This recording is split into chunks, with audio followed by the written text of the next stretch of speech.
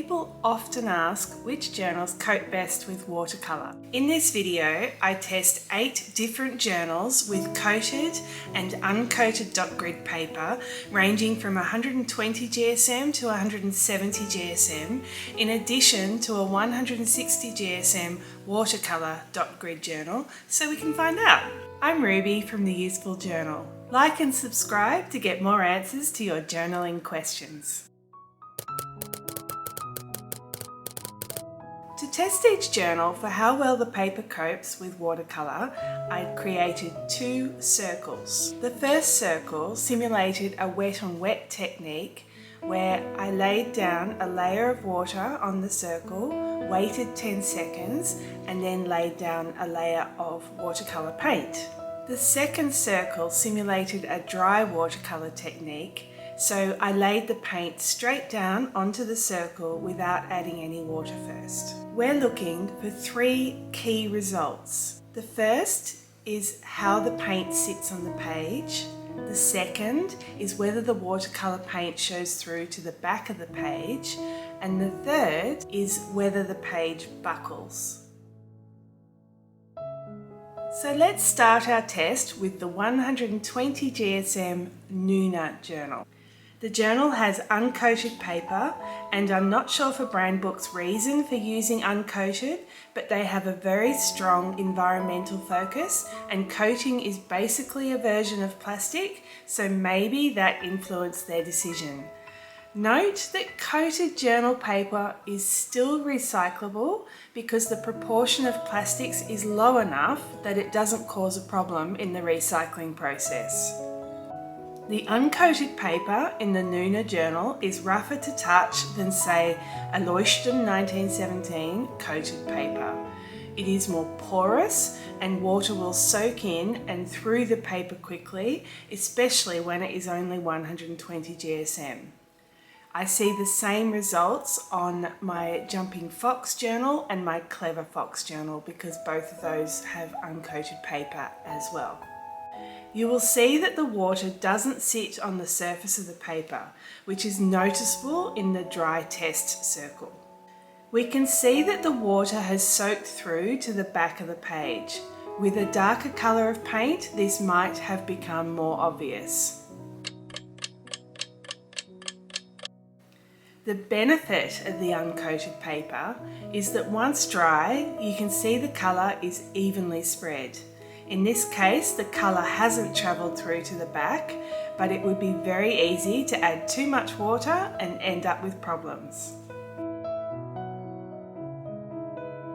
In contrast to the Nuna, the Leuchtturm Bullet Journal Edition 2 has coated paper, but is still 120 GSM. Polymers are added to the paper to fill in the gaps between the paper fibres. This gives it a smooth, flat surface, increases the brightness of colours placed on the paper and prevents bleed through. Coating is wonderful for fountain pens because rather than sinking into the paper, the ink sits crisply on the surface, but coated paper is not so great for watercolour.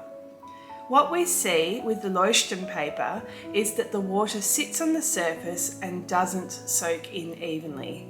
This is most obvious with the wet on wet test circle, but does happen with the dry test as well. The page took a very long time to dry and the paint was still moving around the page for a long time after I painted it. There was also a lot of buckling. Buckling is caused by the paper fibres expanding as they absorb water and then dry unevenly. Lightweight paper is less dense, so the fibres have more room to move. It also can't hold as much water. The significant buckling of this paper meant that paint sat at low points, but at least the coating did successfully stop the paint coming through to the back of the page. This journal is an insert for a TUC Tea interchangeable cover. The paper is 135 GSM and is uncoated, but achieves greater smoothness and durability because the paper is compressed more in production through a process called calendaring. This makes the paper look and feel like coated paper, but it behaves somewhere in between uncoated and coated paper. The calendaring compresses the paper fibres until they are more densely packed. This means that water will soak in better than it would for coated paper, but because the fibres are closer together, the water is less able to soak through to the back of the page. What we see is that the paint doesn't soak in straight away, but definitely dries quicker than the coated leuchtturm paper. There is still buckling, but thanks to slightly heavier paper, it has been reduced compared to the 120 GSM paper. The TUC Tea paper had the most even spread of paint of all the journals. The watercolour paint didn't show through to the back and there wasn't too much buckling.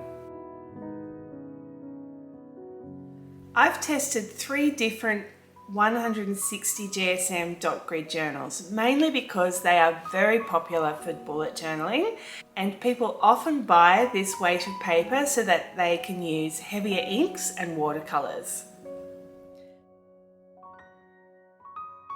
The pink Mackerel journal is a cheaper option with 160 GSM paper.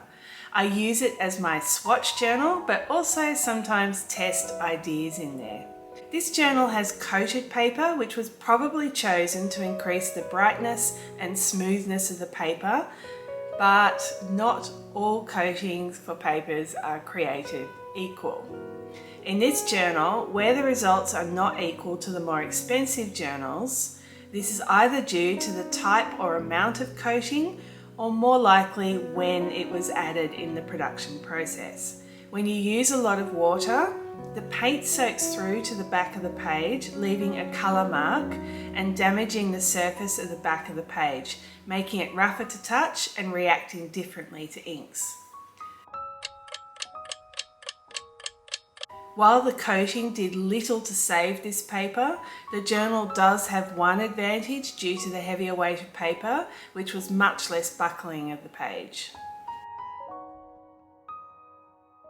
This is a Notebook Therapy TUC journal, which has 160 GSM coated paper. The increased weight of the paper means that it can cope with some water where the 120 GSM papers couldn't, and as we've learnt, that's just because there's simply more fibres to soak up that water. You can still run the risk of adding too much water and having it soak through to the back. Now, because we know that this is better quality paper than the pink Mackerel journal, see the pen test results in the reviews for each journal, we can talk a little about the impact of the coating and how it reacts to watercolour paints. Both journals are 160 GSM and both have coated paper, but the Notebook Therapy journal is better quality and more expensive as a result. Either there was more coating added to the Notebook Therapy or the paper had more calendaring, which is the compression we talked about for the TUC Tea journal, or there might have been some other difference in the manufacturing process. On coated paper, regardless of the quality of the journal, you will see a spotty finish that is usually still present once the paint has dried. Basically, polymer coatings fill the gaps between the fibres. When you add watercolour paint, the paint soaks into the fibres but not the polymers. Because they take water differently, you get a spotty finish to your painting.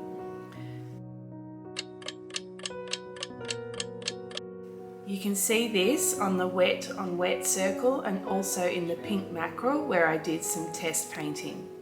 You will also see it in the next journal.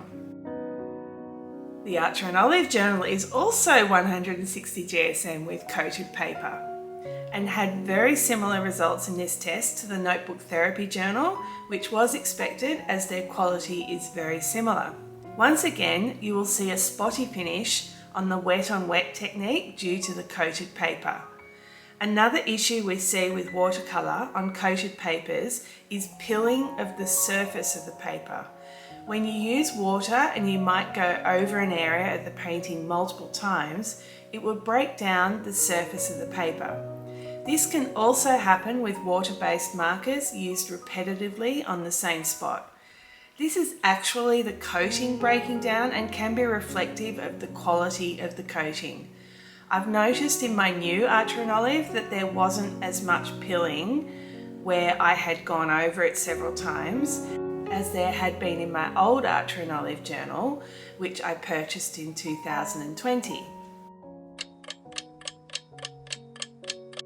Once you've broken down the surface coating, you take away the bleed resistance and you're more likely to get bleed through to the back of the page.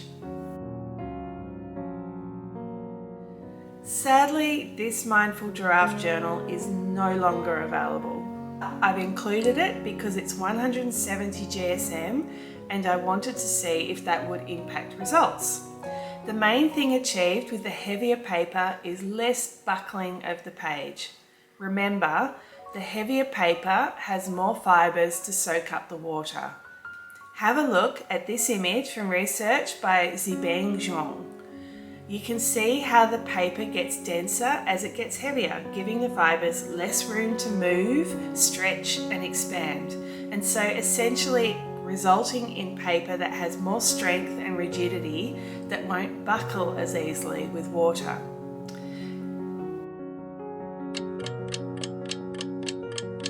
There are still dots due to the coating on the paper, but because of the increased density of the fibres, the dots are smaller.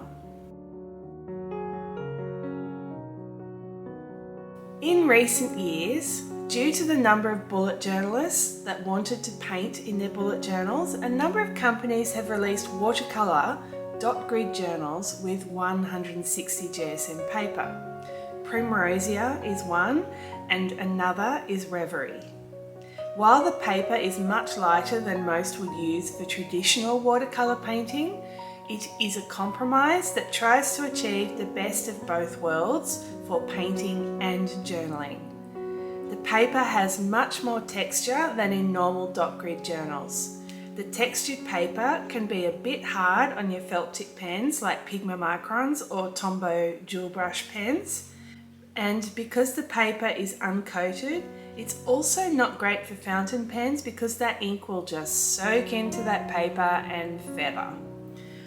The water warps the page about as much as in the other 160 GSM journals, but the key here is the bleed through. This is uncoated paper, but there is no bleed. Because there is no coating, there is also no spotting on the finished painting.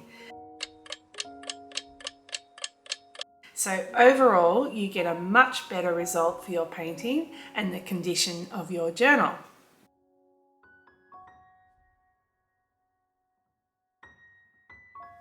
If you want perfect watercolour paintings, then paint on watercolour paper and stick it into your journal. Regardless of the journal, there will be a compromise of some sort. Generally, to paint in your journal, you are going to have to modify your technique unless you're okay with buckling of the paper and potential bleed through. Uncoated papers will most likely allow the paint to soak through to the back, especially if they're lighter in weight. Coated papers will have less buckling and bleed through, but will have a spotty finish, particularly when you use more water. Unsurprisingly, the best result was in the watercolour journal. Go figure. But a big surprise for me that was explained once I understood more about the production process for paper was the TUC Tea journal, which has uncoated, thus avoiding the spots, but more heavily compressed paper, which meant that the bleed through and buckling was limited and the paint had a smoother finish.